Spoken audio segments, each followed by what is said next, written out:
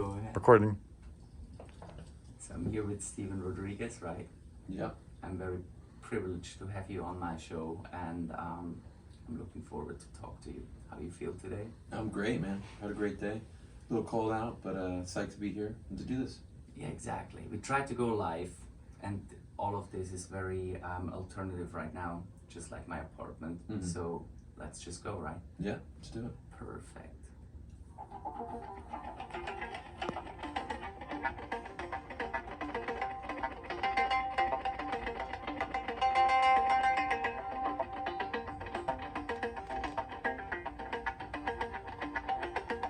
You want to look at that too? Let's see.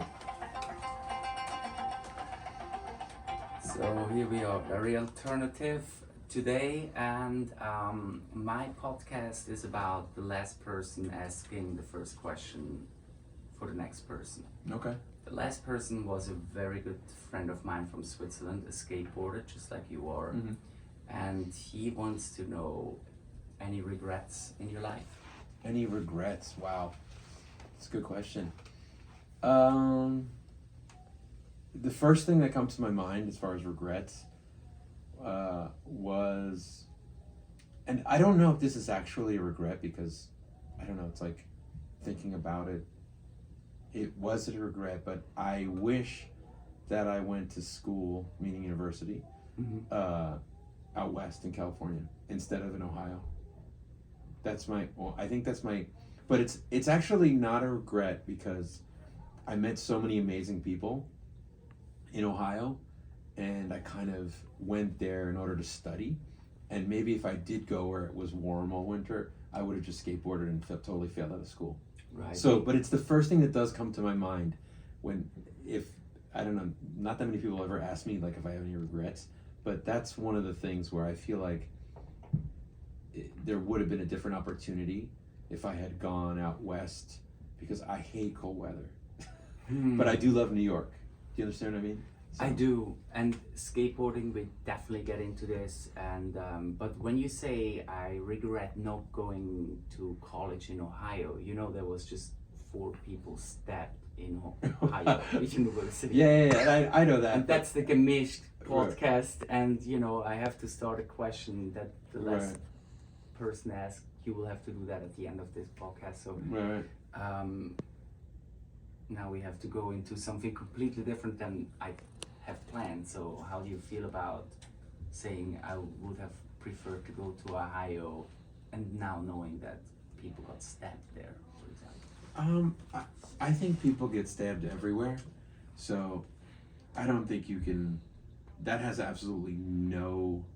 That doesn't inform anything for me. You know what I mean? So it's just like everywhere's dangerous. Everywhere's not dangerous. It's kind of like random. You know what I mean? Yeah. So no, I totally understand.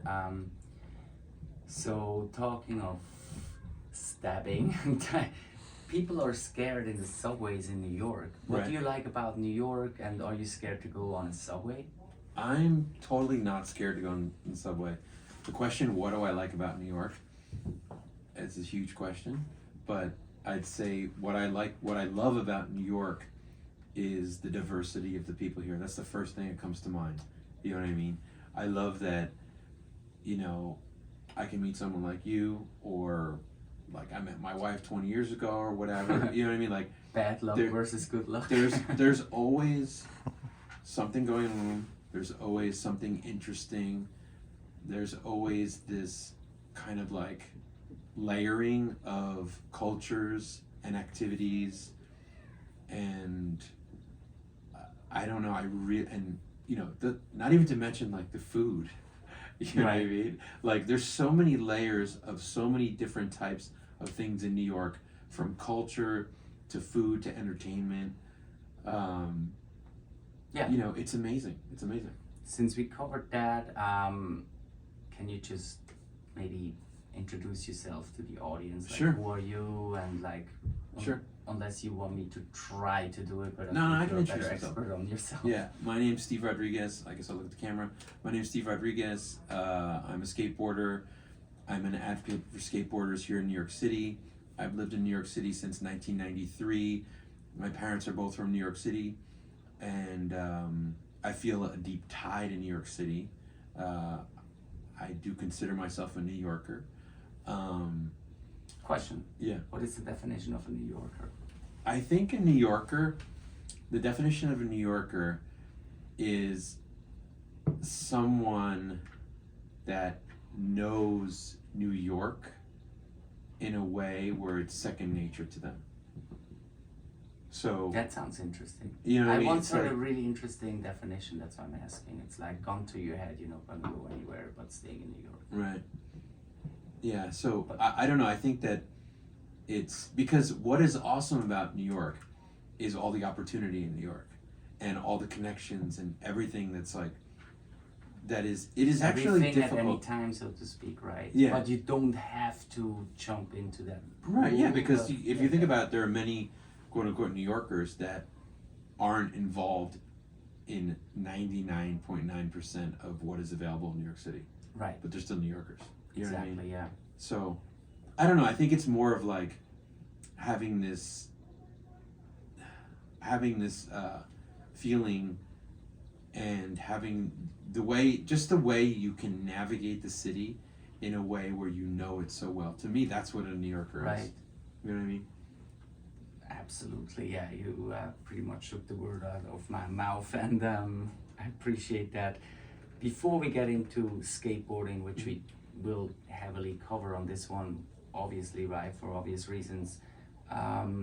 Actually, let me just explain how we met. I'm trying to get a park close to here in Greenpoint refurbished, so to speak, right? Get a mini ramp, get lights, maybe expand it a little bit. And you were introduced to me from a skate shop called KCDC, I think, right? Yep. And so it's the first time we meet today, and again, it's a huge pleasure meeting you because you really are the quote unquote, and as you said, unofficial mayor of skateboarding in New York, right? Mm-hmm. What other hobbies do you have besides skateboarding, which we will get into it, like hobbies or pleasures or anything, food, movies, like what else besides skateboarding, because Yeah. we will cover that. The first thing that comes to mind is surfing. My wife got me into surfing 15 years ago, or probably a little more than that. And I probably surf just as much as I skateboard, if not more. Oh, really? Yeah, we have a place in Rockaway, and I go out there all the time. And like a lot of people don't know that I surf, but I love surfing. It is one of my immense passions. I love pizza. I'm a pizza nut. The best pizza in New York City is Joe's Pizza. It is. There's a couple of them. Joe's for slices, but Joe's in Manhattan. I don't know the Joe's here in No, Williamsburg. there's two. Right next to Webster Hall. There's actually 3. I think there's one down. And we're gonna introduce the guy that's holding the camera up patiently as well at some point, maybe. But Joe's for slices, John's for pies. West Village, right? Yeah, right in the west, right on Father Demo Right, Square, right. right there. Spider-Man. What else? Books, art, but- music. Podcasts. I listen to podcasts religiously. I'm never not listening to a podcast. I pretty much run every day. I either run, bike, surf, or skate every day. And when I do that, I'm always listening to podcasts. I love The Daily from the New York Times. I love Freakonomics Radio. I love just learning about things that I know nothing about. You know what I mean? Exactly. I do love. There's this awesome podcast called what the hell is this? This thing's called The End of the World. Oh yeah. It's like super. I don't really get depressed about Do anything. you think we're close to the end of the world then? Nah, Okay, good. I don't think. I think we'll be here for a while. We got enough. But no, I like. I'm a huge podcast junkie, and but I don't like reading.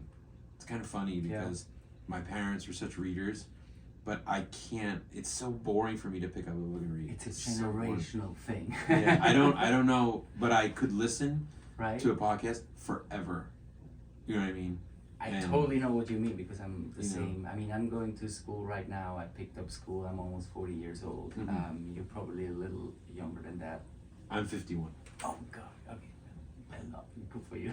So anyway, I prefer to listen to podcasts too. Obviously, I like to ask questions. That's why I'm doing this. So let's get into skateboarding, then, Okay. right? Because that is really like your core Yeah. I'm a identity, skateboarder. right? Yeah. What's your favorite skateboard trick?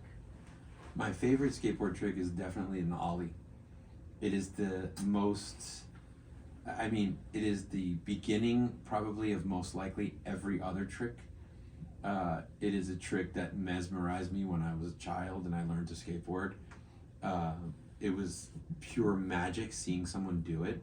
And do it yourself. Yeah, and for then the first eventually, I remember I ollied over. It's kind of ironic that my friend had this perfect pool to skate in, and we didn't skate in it because his mom wouldn't let us skate in it, and it was empty many times because he had to empty it every winter. But we would skate around the pool, like outside the pool. And I remember the first thing I ollied was the hose that fills up the pool. And I could remember as clear as day. It was probably in 1985 that ollieing that hose was like, I'm remembering it now, like 40 years later, and I'll never forget it. It was the most standing awesome back on the feeling. skateboard, right? You know what is interesting? The last person, Martin Luxinger, who was a professional, or maybe semi-professional skateboarder, he said, when I asked him, what is your best trick you ever did? He was like, the first ollie. He actually didn't even go to school that day just because of it. Right. No, it's true. It's like, because again, it's like seeing someone do something that is unexplainable, and you're like, how did that just happen? You know what I mean? And then being able to do it, and then like, right. You know, you I'm sort actually of gonna ask. transcend. I'm gonna follow up with what I asked him. Then is like, with an ollie alone, you wouldn't win a skateboard competition today. So, what do you think, technically, or whatever is the best trick you've seen or want to see? The best trick I've seen or want to see. I don't know. Skateboarding is getting so technical now that it's very difficult. It's kind of like I don't want to say you can't enjoy it, but you can't identify with something that is, it's almost like the ollie back when you learned skateboarding. Like when you couldn't do it and you saw someone do it, you like wanted to do it, but it was so beyond you. So that's honestly how I feel about skateboarding now. When I see like, I just watched Tampa Am. It was just last weekend, and that guy Gin Woo, he got like third place. His run, it's like I couldn't even imagine doing even one of the tricks that he did in his run, just because it's so technical. So what is the best trick and you that's think cool. that could be? Like, to me, it's not about the trick, it's about the style. You know what I mean? Because if you see, like you just said, that you don't think someone could win a contest just doing an ollie. Right. But I can't remember his name. Grant Taylor. Right. Taylor? If you saw Grant Taylor. Okay, look, I was going to ask you next, who is your favorite skateboarder these days? Oh, my favorite skateboarder since forever is Mark Gonzalez. 100%. Oh, sure. 100%. And that's the guy that I asked before. Oh, really? Because he is. I mean, anybody my age, you grew up seeing Mark Gonzalez blow minds, innovate, like do everything that you ever wanted to do with a unique style. And again, he wasn't the most, he's not the perfect skateboarder by any means. He has a little bit of a strange style, but again, that is what makes him so awesome. So, you know what we're gonna do? I'm just gonna put a little bit of Mark Gonzalez in here. Let's tune in that. Oh, sounds good, right? Yeah.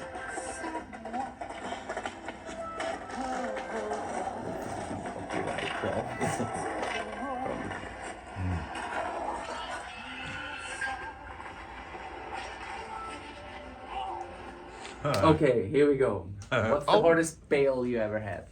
The hardest bail. The hardest bail skateboarding. It's kind of different, because I'd say two things come to mind. The first is when I fell skating Mullally Skate Park in the Bronx in the early 90s, and I tore the ligaments in my knee. that was but it actually wasn't the most painful. I feel like some slams that I've taken within the last 5 years are probably the most painful and the most shocking, because it might sound weird to say, but it comes, the action of the slam comes at you so fast that it surprises you, and the surprise is gnarlier than the slam. Right.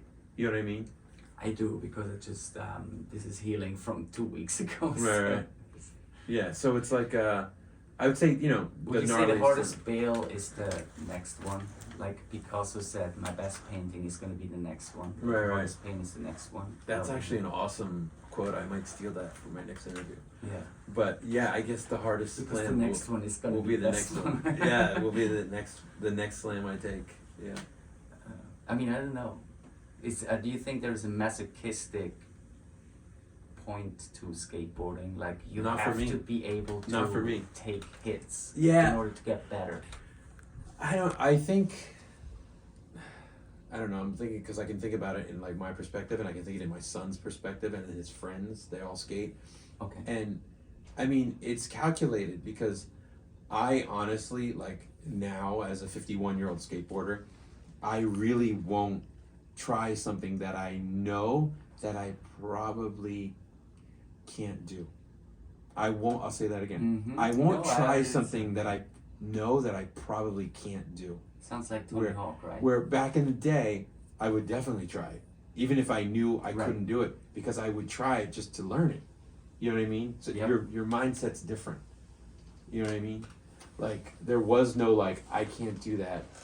I mean, you know your limits, and I think Tony again, Hawk did his last 520s or something like that the other day. I mean, I think I saw that on he YouTube, did but- I think he did his 900, right? or his last 900, and he said like I'm not. Yeah, gonna he said he touch wasn't it gonna do it anymore. Yeah. Right. I mean, age will. And then he broke his femur like a year later. Oh, he did. Yeah, and then, but he's already, I think it's been 7 months since he did it, he's already skating, which is insane. It is. But again, it's Tony Hawk, and you can't compare Yeah. anybody to Tony Hawk, because it's Tony Hawk.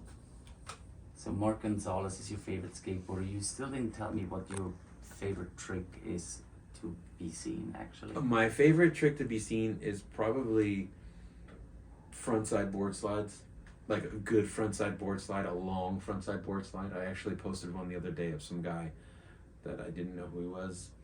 It was just so awesome. It's so stylish. I want to take you 2 blocks away at some point and show you an unbelievable rail that nobody apparently has skated. Oh, So really? You bring me the guy that does the board slide. 2 blocks away. Yeah. It's What's that? It's at what do you call that, Transmitter Park in Greenpoint over here. I'll show it to you later. That's fine. I mean, what's then in that case? Do you think speed in a skate trick is more valuable than actual technique, right? 100%. A slow board 100%. slide is better, or a fast board slide is better. So to A fast board slide. I mean, speed, honestly, speed is not normal. You know what I mean? Like, no one does anything normally fast. Except people that like race bikes, race cars, whatever. You know what I mean? So just 100%, I think that doing something fast, even if it's simple, has much more value than doing something slow and technical. Very interesting, and I wrote that down, and I'm sorry that I keep my notes here on the computer. Do you think skateboarding is breaking the laws of physics? No. I mean, it might seem that way. You know, when you see someone do something, you kind of can't believe, like, how is that even possible? That guy that just ollied the bench at China Banks, T-Funk. Oh, He did a Dan? frontside ollie. Oh, it was on the cover of Thrasher. He frontside ollied Just the long lately, bench. or I think it was like a year ago. Oh, okay. But that is insane when you see something like that. You have been, I think, a promoter of Brooklyn Banks, right? Yeah, I'm a supporter and a leader in the fight to have the Brooklyn Banks brought back from the clutches of the DOT. You know what I mean? So what is the status there right now? Because me preparing to meet you today, Right. I saw that video where you made this amazing competition contest or something like that. And so what's the status in that? So the status right now is that it's been under construction for like 10 years or whatever. It was only supposed to be under construction for 4 years. It's been so delayed. They're doing all this construction. It's looking positive that we'll get the space back, that the public will get the space back. And it's not back yet. No, it's not back yet. Oh, it's geez, still I it's didn't still know under that. construction. But it is looking positive that we'll eventually get it back. It's just, is that like 2 years? Is that 10 years? Because again, it was supposed to be a 4-year project, and it's been more than 10 years. Mm-hmm. So it's like, you know, the DOT and Parks Department, their time schedules are completely different than, you know, anxious Right. end users who just want to get their thing Red back tapes, now. red tapes, Yeah, red yeah. tapes. So, I mean, we met through me trying to get that park close to here, Mhm. a little bit, you know, altered. And you seem to be a person that has a strong ethics toward community support, correct? Totally. Why is that? Because the community,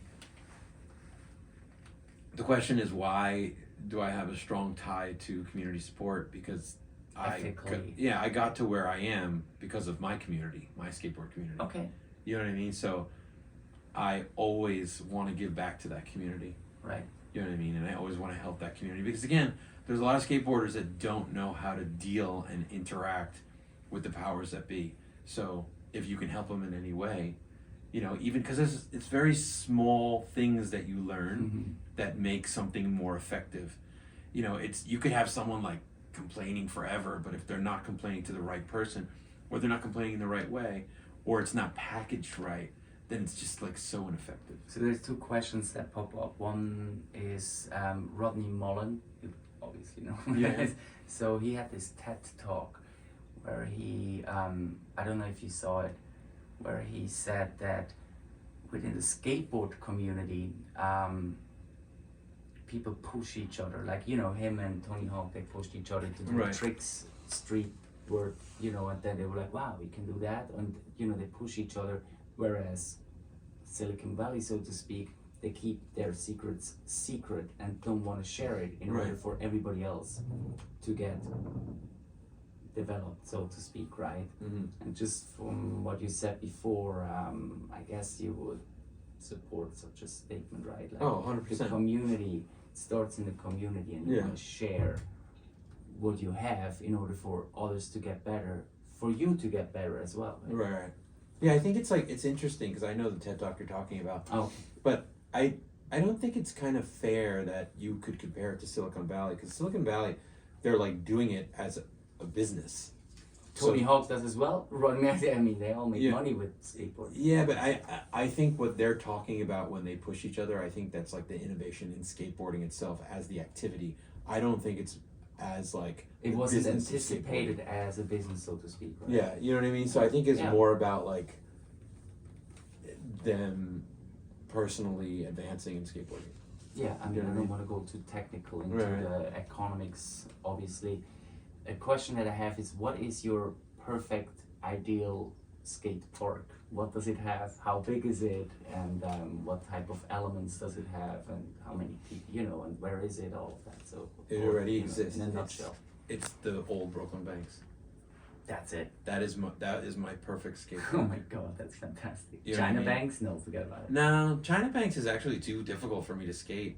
I mean, I skated there last year with my son, Okay. but and again, it's only one thing. You know what I Right. mean? I Except know for that I an know there's element. the big drop in thing, whatever that you can skate now. But what was so cool about the Brooklyn Banks when it was open is there's so many. There's probably like 50 different spots in one spot. You know what I mean? You could skate the rail, you could skate a curb, you could skate a bank, you could skate a wall ride. You could there's everything there. What's your favorite element? My favorite You're element. more of a street, not a word or maybe Right, a right. skater, right? I actually, it's funny. I am definitely more of a street skater than a transition skater.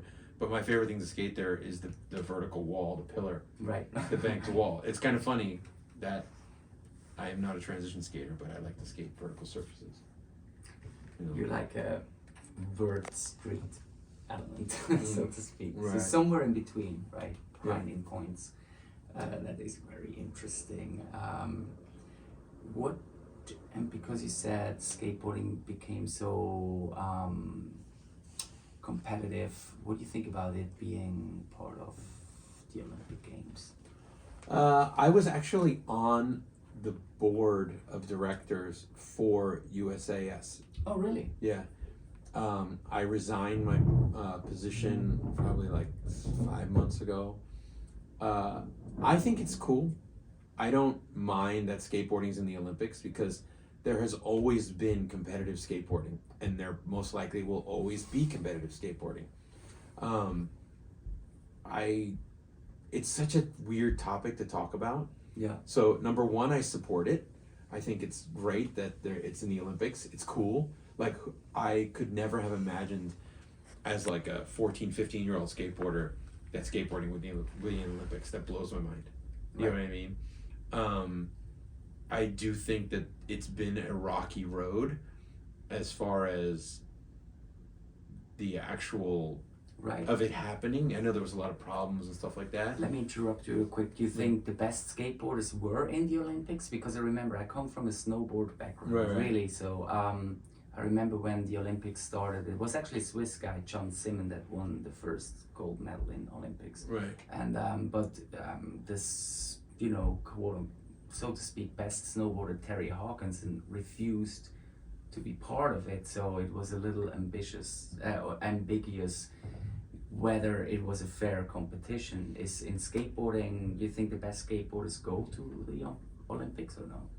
I think I don't know. It's just I think the best skateboarders that are the best at skating skate parks for the Olympics are at the Olympics.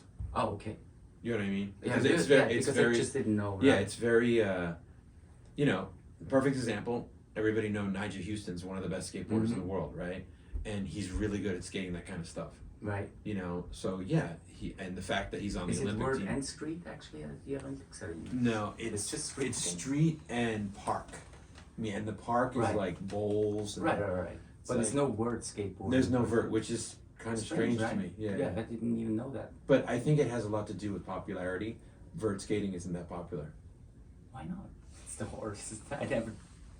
Because dropped I the think word. because you need that massive structure, and it takes a very long time to get good at it. That would be my best guess. Yeah, Like, think about it. Where is there a vert Have you ramp? dropped the word? Yeah. Yeah. But think about, I don't know. There was a vert ramp in my hometown when I grew up, but where is there a vert ramp? If you thought like right now, okay, I want my son to be or my Jetson. daughter.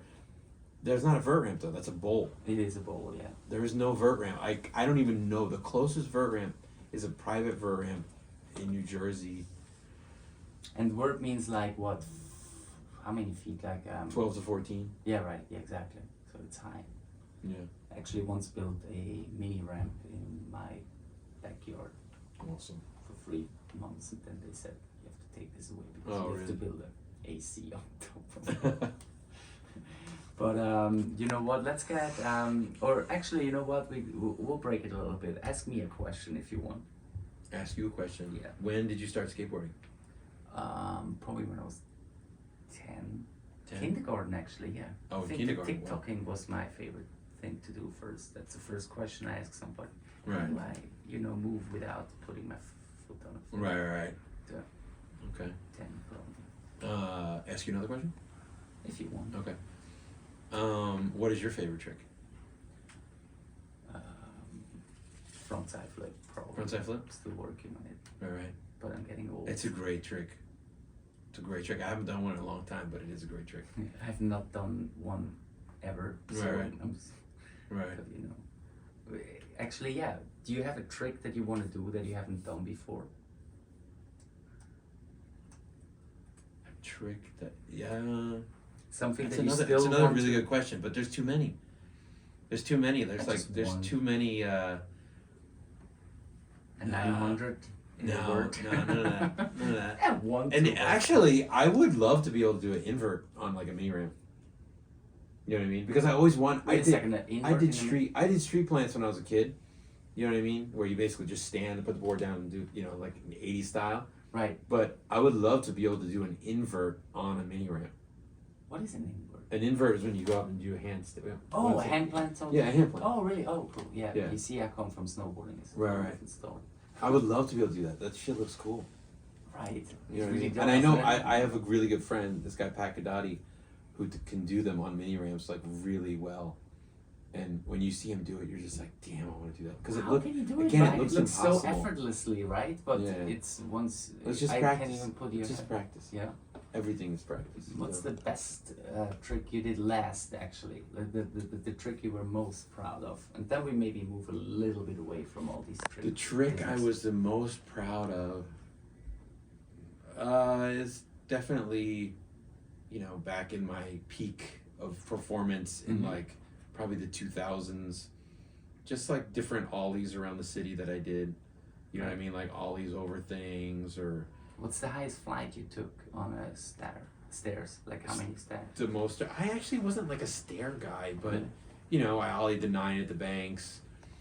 Probably the most stairs I ever ollied was like 11 stairs. There's a set.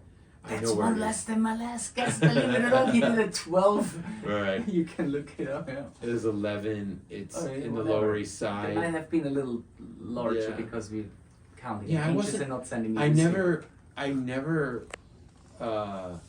Fantastic. like, I never had Height this and- thing yeah, to, like, right? jump down some huge shit.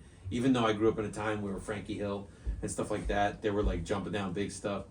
I don't know why. I like to ollie over things. Right. That Getting was, up, not that was down. my thing. My thing was going up, not going down. That's pretty cool. So you know what we're gonna do, and I sent you that clip before. We'll just put it in real quick. I'm gonna start it right now. Yeah, it is. Well, that's It is about essay about the philosophy, Right. just the philosophy of I used to skateboarding. watch You can kids film that real skateboard quick. on St. George Street, which is kind of cool. I mean, we can talk Obviously, while he's St. filming George that is too, the and Dragon Slayer. it's gonna That's be the street I all. work on, which I think is quite funny.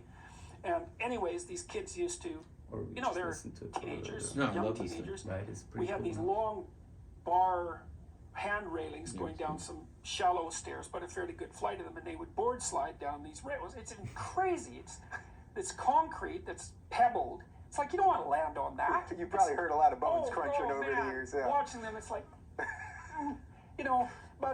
and they didn't have much protective gear on, and eventually the university put up things to stop them, from doing this, which I complained about in this Nice. chapter for a bunch of Right. reasons. But Skid like, stoppers. I like So watching we'll stop this those real kids. quick. I like watching skate. So, for example, I couldn't go to school the other day because, for example, this injury, I fell on the skateboard.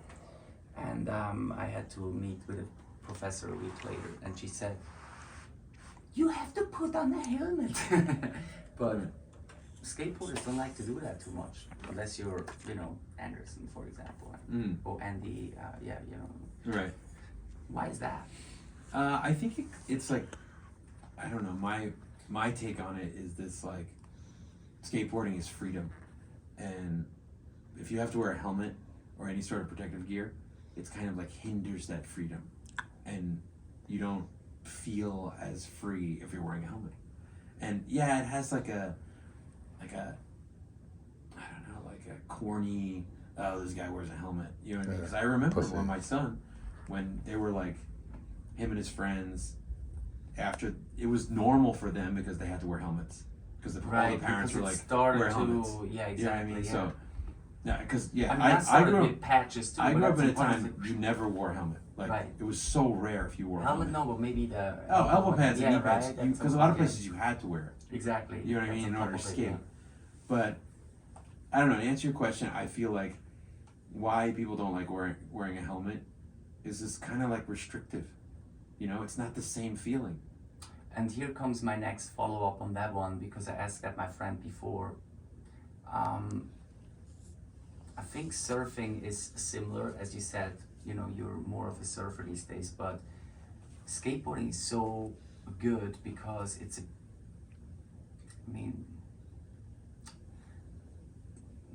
is a little, these days a little bit pure scene. If you want to become a very good skateboarder, you have to be accepted within a group of people that are cool, so to speak. Right. If you're not getting into that group, you won't ever be pushed becoming a very good skateboarder. What makes it, I mean, maybe you just already answered the question, but is that what makes that scene so unique compared to gymnastics, where you have, for example, a trainer that will say like, do this, and that, but you don't have to be, The best way to explain it is when you skateboard, you're skateboarding against yourself. Period. When a lot of other sports, you're doing it against other people. Because everybody is so different in skateboarding. Whether they like are super technical, right, or they're fast, super fast, like whatever it is, you know what I mean? And like I always try and tell my son that as well. It's like, when you're skateboarding, you're competing against yourself. But don't you every day. think the people in skateboarding, I mean, that's the way I experience it, are particularly, how do you say that, charismatic, and you can't go skate with the cool kids unless you're a cool kid. Oh, totally. Personally, 100%. personally, and then the technical comes later. And actually, there's even one more layer to that now. It's like you need to have the skill, you need to have the personality, and you need to have the social media following. You need to have all of it. Oh, that's the next one then, yeah. In order to make it professionally, right? Because you could be the best skateboarder, and you could be the coolest guy, but if you don't have social media following, then you don't exist, kind You of. live in And a there, basement. there are a few skateboarders like Kevin Rodriguez. Kevin is who? Kevin Rodriguez. He's a Is a professional relative of you? skateboarder. No, he's Oh. not. He wrote for Fibro back in the probably Okay. 10 years ago, but he doesn't. I don't think he's active on Instagram. He writes for Supreme. He's from Paris. Okay. Oh, there you go. You know what I mean? But So again, advanced, there are a so- few guys. I think Vincent Alvarez. Maybe Yep. it doesn't have Instagram. There's like a few guys that can do it. You know what I mean? And people just tag them on everything. But yeah, it's definitely something that you have to have today. I mean, it sure helps paying the bills at the end of the month, I Right. guess, right? Yep. And I mean, yeah. So, talk a little bit about Fiveborough. How did that come together? Fiveborough in 1995. I had been in the city for a few years, and I was getting hooked up by different companies, like getting flowed product, but I didn't really identify with those brands as like, oh, this is what I think represents skateboarding in New York City. So I kind of, For example, like, I mean, no, you don't have to like name Brooklyn drop. Boards was a brand Dan Zimmer owned, and he flowed me boards, and I love the brand, but it was too like Brooklyn centric for me. Mhm. You know what I mean? And then a brand like Zoo York or whatever, all these brands that were like kind of popping off at that time. And it wasn't like, I didn't identify with those brands as being like, these brands represent what I know about skateboarding in New York City from my perspective. Mm-hmm. And, my friends at the time were like, hey, why don't you make your own company? And I was like, okay, maybe. And You made it happen. and eventually there was so much support from my friends and people that I hung out with that I could make it happen, and I started. You made it happen. In We'll link it 1996. in the descriptions too. Right. I just heard we have like 4 minutes. Is that right? Yep. Yeah. I mean, We're at 40 minutes. We're at 40 minutes in recording. Okay. Well, yeah, we've been talking for a long time. Talking of which, I promised that to you. That's what musicians would do if they respect other musician, or they give somebody their instrument. Here's a skateboard that I wanted to give to you, which is part of my collection, and it's almost not coming off. But it is now. This is for yours. Awesome. Thank you very This is much. number 3 out of 12. Do you know how to finger skate? I never really got into that. My son and his friends are so into that, or they were so into it when they were It younger. comes with it. The Awesome. same Thank thing. you. It's awesome. I mean, I would talk to you for another 20 hours, obviously, Uh-huh. but you probably have to cut that short a little bit. Right. And the last question obviously will have to be what should I ask next person, which is probably going to be either an artist or a musician, An artist or a musician? which is more or less the same. Well, yeah. Who is? My first question that comes to my mind is who is their favorite artist or musician? Perfect. You know what I look at mean? Yeah. Cool. Awesome. It's great. It was great doing this with you. that. Hey, look, I hope to have you back on this one. Cool. I just know that we run out of battery over here, so All right. and after all these problems, yeah, I'm glad we had that going right. Awesome. Peace, guys. Fabulous. Cool. We good. Yep, we're good. You said 4 minutes, right? At some point. Yeah, we're good. You got everything recorded. Yep, cut. It's like, oh, I forgot to put.